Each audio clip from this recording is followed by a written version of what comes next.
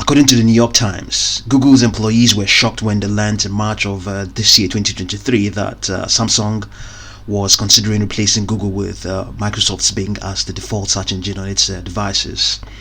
For years, Bing hasn't been as fascinating as Google, but it became a lot more interesting to industry insiders when it recently added a new artificial intelligence technology.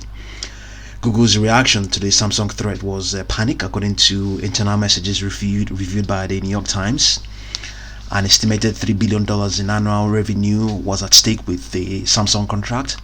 An additional $20 billion is tied to a similar Apple contract that will be up for renewal this year, 2023. AI competitors like the new Bing are quickly becoming the most serious threat to Google's search engine business in 25 years. And in response, Google is racing to build an all-new search engine powered by the technology. It is also upgrading the existing one with AI features, according to internal documents reviewed by the New York Times. The new features under the project named Magi are being created by designers, engineers, and executives working in so-called sprint rooms to tweak and test the latest versions. The new search engine will offer users a far more personalized experience than the company's current service, attempting to anticipate users' needs. Okay, so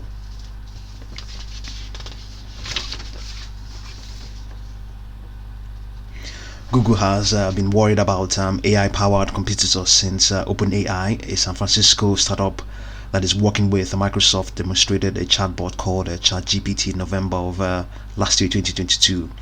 About 2 weeks later, Google created a task force on its search engine division to start building AI products, according to two people with knowledge of the efforts who were not authorized to discuss them publicly.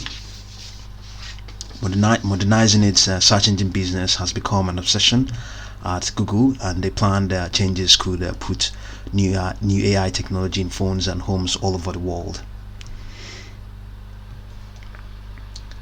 So Samsung's threat represented the first potential crack in Google's seemingly impregnable search business, which was worth $162 billion last year, 2022.